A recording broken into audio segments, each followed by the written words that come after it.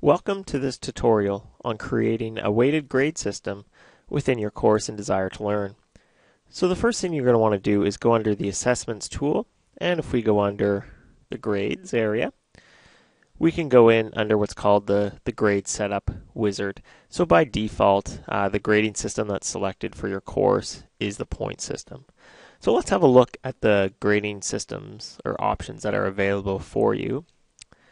And so there's going to be three options here. There's going to be the weighted system, which we're going to talk about in a minute. There's a point system and a formula. So the difference between the all three is a weighted system is what you would use if you want your grade items calculated as a percentage of the final grade, which would be worth 100%. So the example they give here is, for example, they have this assignments category that might be worth 20% of the final grade, and they have two assignments in there. So each one of those assignments makes up 50% of the total 100% that contributes to this 20%, which is this assignments category. And then you've got your final exam, which is worth 80%. So the 80% plus this 20% equals 100. So the weighted system always has to equal 100%. Now the point system, what it does is it calculates the overall points for your course. So in this example, they have assignments category that's worth 40 points. So assignment 1 and assignment 2 each contributes equally 20 points to that overall 40 points, and then the final exam will be worth, for example, 200 points, so the final grade would be calculated out of 200 points, and so this is the default system. So you can have it as well if you wanted your point system to equal 100%, and just put 100, and that would work as well. There's also a formula here where your final grade is determined by a custom defined formula that you would create, and the grade items are and categories use the point system. But in this demonstration, we're gonna select a weighted system, and then we'll just press the continue button, and it brings us here to step 2. So with the final grade, the calculated versus the adjusted final grade. With the calculated final grade, it doesn't let you change the student's final grade. So if you do have to make any adjustments, you actually have to adjust their assignment or their quiz grade for the final grade to be adjusted. Otherwise, the second option allows you to adjust that final grade. So that's the default, and we'll select that.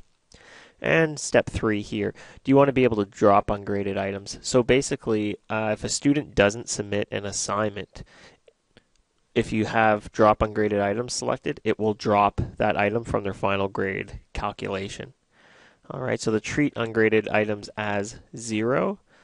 In this instance, it says here that items that do not have a grade inputted or associated with them are going to be counted as 0 in the final grade. So if that's the option we want to select, we can just check off that, or just select that and auto update. Automatically keep the final grade updated. You can select this. You, the instructor, would be the only one who would see this. The students would not have the ability to see their final grade until you released it to them. So again, this keeping the final grade updated would only be for the instructor, not for the student to see.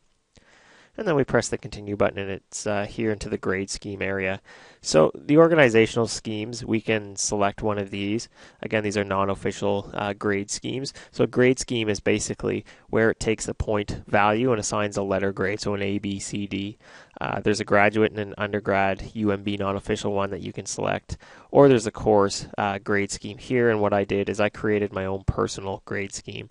So I recommend before you go through the setup wizard, if you do want to create a grade scheme in your course, to possibly do that first. You can do it after, but it's a little easier if you go under the schemes area here, create your grade scheme first, and then go through the setup wizard, so you just basically set it as the default. And then once we select our grade scheme, we just press the continue button. And so this is the number of decimals if you want to use decimals in your course. So if you want, you can just put, for example, 1, you can put 0 if you don't want to use them.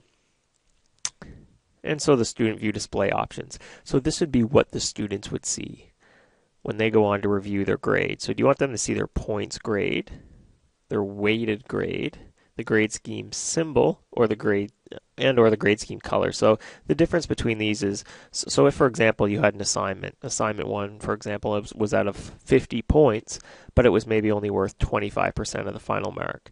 Well, would you want your students to see that score at a 50, What do you want them to see? The weight, so the percentage. So it would basically Desire2Learn would automatically calculate a score out of 25.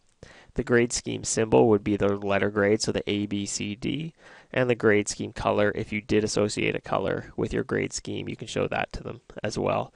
But in this demonstration, maybe I only want them to see their points grade. So their grade, for example, out of 50. So this is the number of decimal places to display for the students to see. So do you want them, so in the previous screen we chose 1, so maybe we want them to see that one as well. Characters displayed, this is how many characters to display for text items. So when you create text items, how many characters or little letters do you want to, or numbers do you want to be able to type in on the for the display screen for the students to see. So the default is 15, and more often than not that tends to be plenty. And then the final grade calculation right here, display the final grade calculation to users. So this would just show the students, once you release the final grade to them, how their final grade was calculated. And then we press the continue button, and it just gives us here a little a summary of how we have our system. So we've got a weighted system set up. We've chosen to release the adjusted final grade. We treat ungraded items as 0. We keep the final grades updated for just the instructor to see. We've got our course grade scheme. We display 1 decimal place, and then the student view display options are here. And then we just press the finish button. And so once we do that, if I go under what's called the Manage Grades area, you can see here there's a note that the final grade calculate sums to 0 and not 100. So we want to make sure that it equals 100. So I'll just quickly go through here and just show you. So if I create a new grade item here and create what's called a numeric item, we'll just create a couple assignments here. So we have assignment 1, and maybe assignment 1 is worth 100 points, but it's worth 50%. So you just put in the weight is just the percent right here. So you just put 50. You don't even have to put the percent symbol in there. You can exceed, bonus. You can attach a grade scheme if you want as well, like a different one than what's the default one. But I'm just going to continue on with the one that's the default for the course. And I'm just going to say save and new, and I'm going to create a second numeric grade item here. And we'll just say, final exam, for example. And then in this area, what I can do is maybe the final exam as well is worth 100 points, and it's worth 50% of the final mark. And then we'll just save and close that.